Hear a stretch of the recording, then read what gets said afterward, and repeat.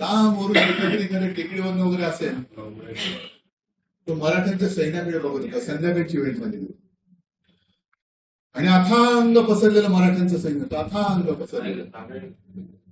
आणि त्याचे सगळे जे खबरी होते ते खबरी त्याच्या आजूबाजूला उभे होते आणि ते माहिती घेत होते शांत डोक्याने, काही न बोलता माहिती घेत. आणि त्याचे खबरी सगळे त्यांना माहिती देत होते की मराठी संख्येने किती आहेत, हे मराठी कसे लढवई आहेत, मराठी कसे पराक्रमी आहेत, त्यांचा हत्तीबळ किती आहे, त्यांचा किती आहे, शस्त्र यांच्याकडे कशी आहे, कसे लढाईत वाकबगार आहे आणि उद्याची लढाई कठीण आहे. आपल्याला शांत आहे. सगळ्यांचं बोलून झालं की त्यांनी इथंच प्रश्न विचारला की या मध्ये फुलाच्या देशात त्यांनी सांगितलं संध्याकाळची वेळ झाले हे मराठी आहेत त्यांच्या चुली पेटल्या, चुली पेटल्या पण वेगवेगळ्या कशा ते नाही, त्यांच्याकडे जातीपातीच्या प्रमाणे त्यांच्या चुली वेगवेगळ्या. आज जसं मी थोडस इथे मात्र घमिंडीने बोलेन की महाराष्ट्र धर्माचं रक्षण फक्त शिवसेनाच करू शकते.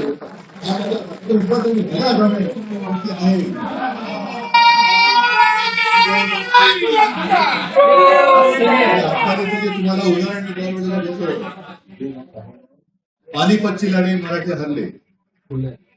कसे हरले हे मी काय वाचले, मी काय आमच्यापैकी कोणी तिकडे हजर नव्हतं, पण जे काय वाचण्यात आलंय इतिहासामध्ये वाचन वाचन वाचूनच आपल्याला या सगळ्या गोष्टी तिकडे जाणार.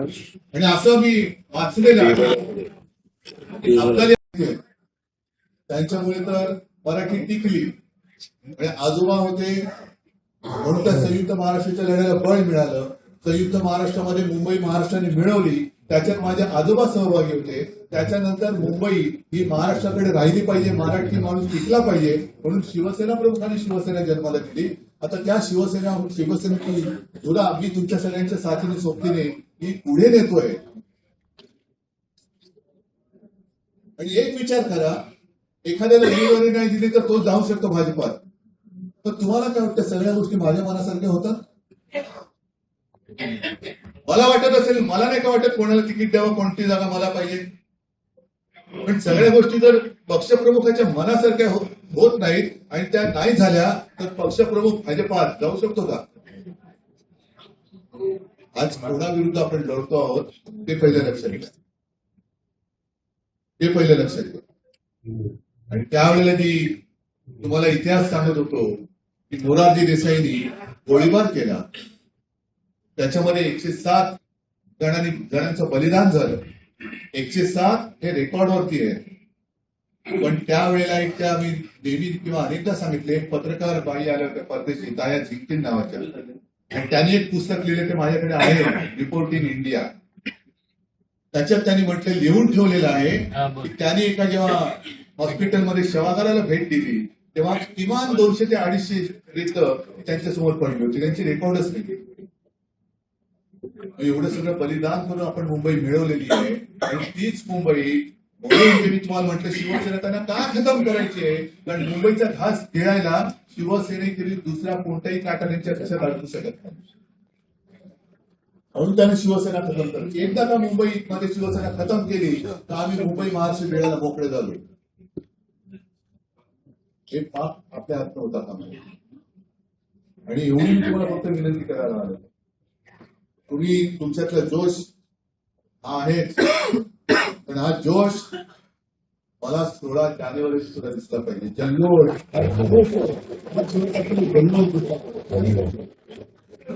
मी आता इथून जाणारे घरी, आता घरीच जातो, दुसरीकडे काय जात नाही. आणि त्याच्यानंतर मी उमेदवारी एक एक फायनल करायला घेणार. ज्यांच्याशी बोलले त्यांच्या सगळ्यांच्या मताप्रमाणे तुम्हाला माहिती आहे, शाखा प्रमुख, उपविभाग प्रमुख, विभाग प्रमुख, आणखी तिथले आमदार असतील, खासदारांची आणखीन कोणाची माहिती आहे, या सगळ्याची गोडाबेरीज करून कोणती नावं आलेत हे सगळं करून मी नाव फायनल करेन. मान्य आहे? अनेकांना उमेदवारी मिळणार नाही.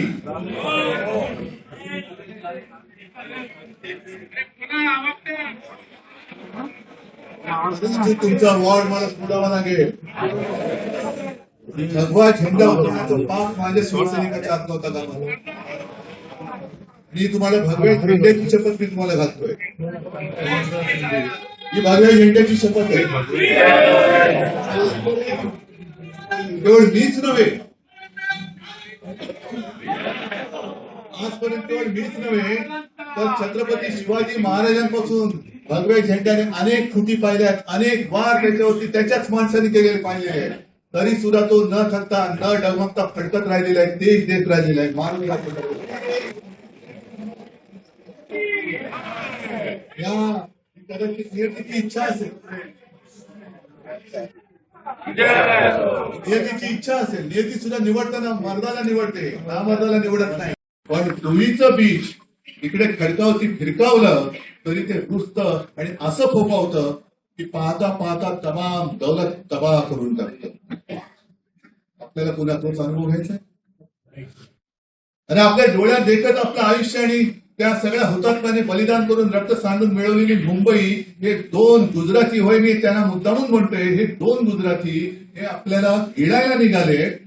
आणि तरी देखील जर का आपण आपल्या व्यक्तिगत महत्वाकांक्षा घेऊन तुझं माझं करत मुंबई त्यांना अंगण देणार असू तर माझं म्हणणं की लढाई न लढलेलं बरं. दुफडी करून खाण्यापेक्षा त्यांना तुम्ही केकवॉक द्या. आणि मला तुमच्यापैकी एक सुद्धा माणूस फुटता कामा नये. कारण तुम्ही जरा माझ्या खुर्चीत बसून बघा, मी हे तुमच्याशी अगतिकते नाही बोलत आहे, अगतिक होऊन तुमच्याशी मी बोलत नाहीये, पण माझ्या खुर्चीत बसून तुम्ही बघा, तुमच्या समोर मी 2-4 माणसं, तुम्ही निवडायचं तुमच्या वार्डातली माणसं निवडून दाखवा मला. 4 माणसांपैकी एक व्यक्ती तिला उमेदवारी तुम्ही देऊन दाखवा, मला मान्य आहे. मला 227 लोकांची निवड करायची. मला नाशिक आहे, पुणे आहे, ठाणे आहे. आणि वाईटपणा मी घेतोच ना. मी प्रत्येकाला सांगतो, सगळ्या प्रमुखांना सांगतो की तुम्ही वाईटपणा नका घेऊ, मी घेतो वाईटपणा. पण वाईटपणा आला तरी चालेल, पण माझ्या महाराष्ट्राचं चांगलं झालं पाहिजे. महाराष्ट्राच्या भल्यासाठी मी वाईट ठरलो तरी चालेल, पण तुम्ही मात्र तुमची निष्ठा विकू नका. आज तो क्षण आलेला आहे. आजपर्यंत आपला भारतीय जनता पक्षाने तर दुरुपयोग करून घेतला. काँग्रेसचाही अनुभव तुम्हाला आलेला आहे.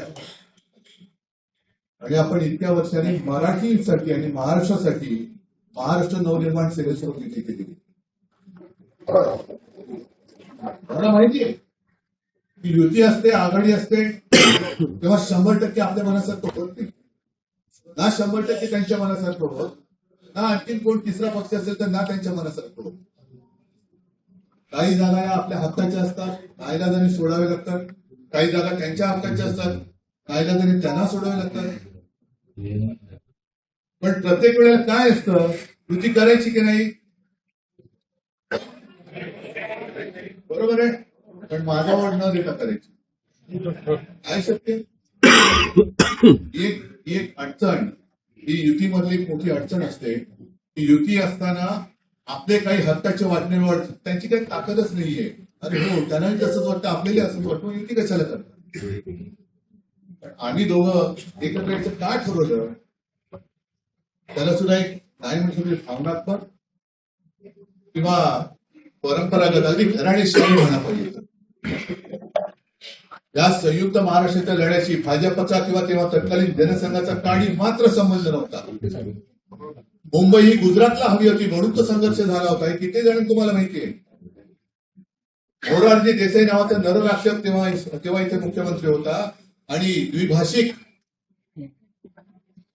पेटलं आचार्य आपले. आणि त्याच्यामध्ये जे 5 पहिले नेते होते त्याच्यात माझे आजोबा प्रबोधनकार ठाकरे होते. म्हणून त्यावेळेला काय कोणाच ठाऊक शिवसेना प्रमुखांचे कसं डोक्यात आलं असेल आणि छत्रपती शिवाजी महाराजांचा झेंडा त्यांच्या हातात आला असेल मला.